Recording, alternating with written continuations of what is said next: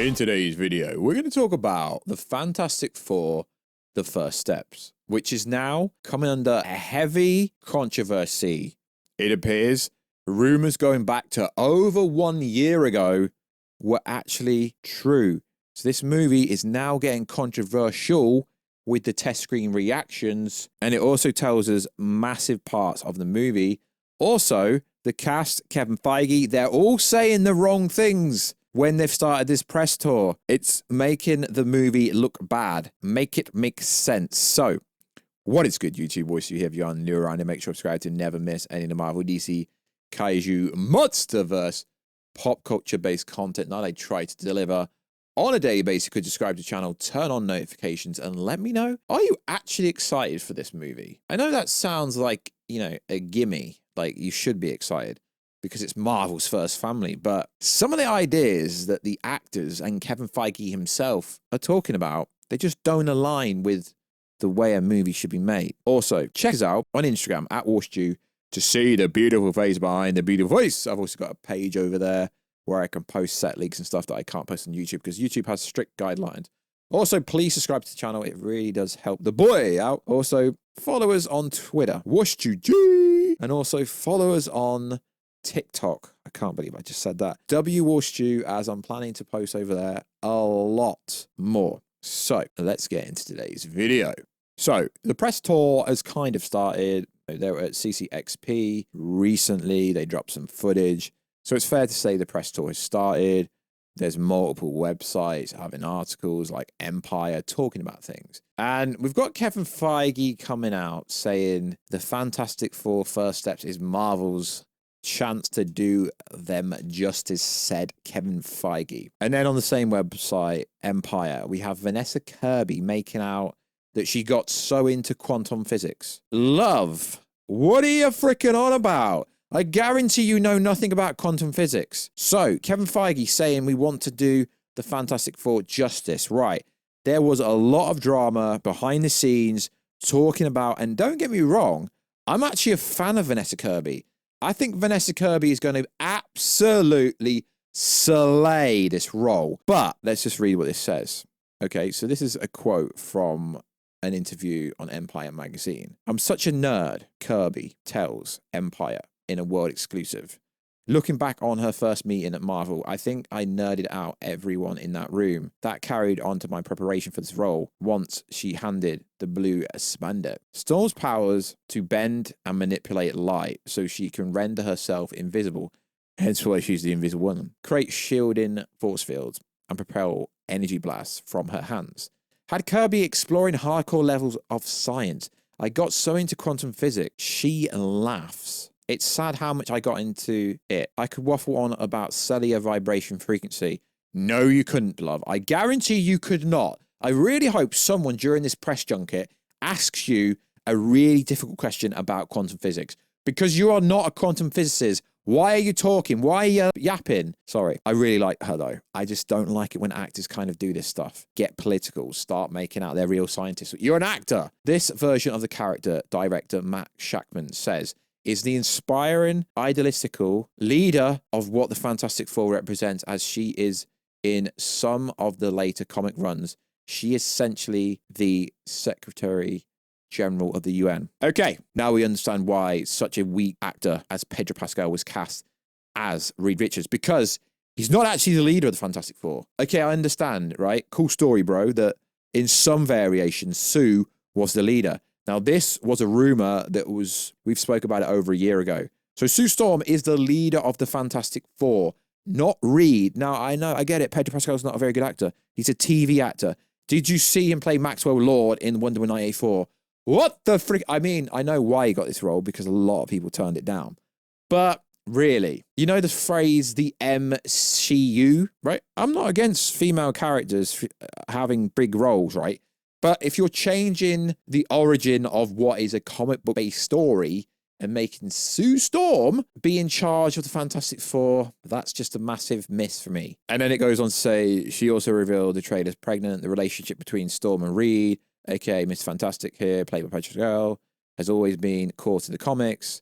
and the impending arrival of their first child, aka Franklin Richards, and puts the child into apocalyptic coming of Galactus into an even sharper relief. Perhaps, though, the little one might be a help more than a hindrance. It's not just adults that have superpowers. Yeah, we know that. Franklin Richards is the whole reason why Galactus is coming. Franklin Richards is essentially one of the most omnipotent, powerful characters in Marvel Comics history. That's not the issue here. Okay, let's flick back to this one here, although I'm not actually showing them. Kevin Feige wants to do the characters justice. Why is Reed Richards not the main? Okay, we know, because obviously you couldn't get a good actor. Allegedly, Adam Driver turned it down, Matt Smith turned it down, Warstu turned it down. Yeah, apparently everyone turned it down, right? We've wanted a good Fantastic Four movie for such a long time. And you combine these fluff piece articles also with the test screening that were kind of mid. Really, the feedback was pretty mid, but the feedback was kind of a little bit misleading as well. So the feedback came out and said a bunch of hyperbole, which turned out not to be true, which also turned out to be you can't trust scoopers because they make up stuff. So a lot of stuff came out, and allegedly, the person that was in the test screener came out and said he wanted to debunk some stuff because the scoopers made up stuff. I wanted to debunk some misinterpretations I've heard. No one screamed mid in the audience. There was a guy next to me sighing and flapping his hands around when the movie was over. I asked him his opinion, and he said it was mid. I told this story on Discord right after I left. Certain insiders have blown the story out of proportion, saying that some lunatic screamed mid in the theater. This is 100% not true. There was an employee asking around random people for their reactions. I heard a lot of excellence and the highest rating on the survey. They added the film is fast-paced but not a mess, and said there's issues in the movie where things like Reed Richards not turning into crazy shapes and the Thing not having a Brooklyn accent. However, the acknowledgement that they are a big comic book fan. So such nitpicks are unlikely to bother regular moviegoers. A lack of character development may, however, be very problematic. So this is interesting to me. Goes on to say, Daniel Rickman, who is a bot account, it's not really his name, apologized for talking nonsense. My Time to Shine has removed their ex-post, and Snyder, as in Jason Snyder, has said nothing. It seems that the telephone game got way out of control with facts of misinterpretation and misinterpreting to basically push out a false narrative of negativity. So this guy was saying that a lot of people praise the screener, realistically. After all, it is a test screener. I mean, I also say when I talk about test screens that the information might not actually be final. Grace Randolph had something to say, which is interesting and also kind of obvious. Just because they're doing a late screener this late doesn't actually mean it's an up-to-date version. So she had this to say. So I've gotten additional reports for the test screening of Fantastic Four. The VFX were likely only 25% done. On the good side, this means the audience didn't see the complete film. Although narratively speaking, they could actually change a lot of the narrative in 2 months. Marvel has done reshoots up until literally the week of the premiere. But then Grace said, on the bad, the movie comes out in like 2 months. To clarify, the VFX were only 25% complete in the print shots, so only 25% were audience ready. However, there's always a chance that there are other elements and further along, but for some reason, they chose not to show them at the screening. So Marvel and Disney don't really do public screenings. They generally do the friends and family route because you're under an NDA. But testing it with a real audience will always make more sense. It really will. So also, like the MCU stuff, I don't really necessarily agree with this, but Julia Gardner is playing a version of the Silver Surfer. And the information going around about her role is she's just okay. But if you've seen Julia Gardner in, say, Ozark, you know, there's that famous line that says, if you want me gone, you're going to have to... That, I mean, she's such a good actor. So I don't know. I really don't know about that. But it appears that the weakest part of this movie is the fact there's no real character development and it's just about the narrative of the plot. But the plot seems to be that Galactus is coming for Franklin Richards, realistically.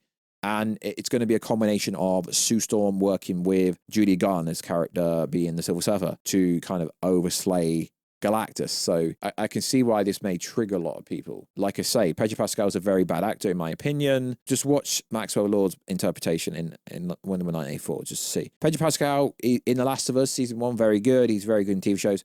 Not really a TV actor. But there's no praise about him. The criticism is we didn't get to see his crazy skills. To be fair, I'd be surprised if this movie breaks $700 million. I mean, even though we've got Mole Man, we've got Galactus, we've got Warstu, there just realistically isn't any hype for this. Now, I think it's cool that Franklin Richards is going to be in this, but when you combine it with a post-credit scene where Sue is reading the story to her baby, and Dr. Doom essentially looks like he's coming for the baby, or he needs Sue's help, it's not actually, like, predominantly clear what the scene's getting at. You can make your own theory up, but it's interesting. It is an interesting story. And of course I will watch it, and I will do a review and break it down and stuff, but I don't really have that much hype for this movie, sadly. Hype for Galactus because the voice, Ralph, the English-British legend, is voicing it, and his voice is insane. I'm hoping they're hiding a lot, but a lot of this lines up with plot stuff we've heard for over last year. So hopefully there's a massive secret for this movie. But at the moment, this could be on the same level as the other Fantastic Four movies, sadly. And if this is the case, it makes a lot of sense why they're delaying Avengers Doomsday. And it makes a lot of sense why they're trying to maybe put out Spider-Man 4 before Doomsday. Because if this is the last movie before Avengers Doomsday, but it's not now because they've pushed it back to December, then that would be a travesty. It really would. So like always, guys, let us know everything down below. I will catch you in another video very soon. Catch you later.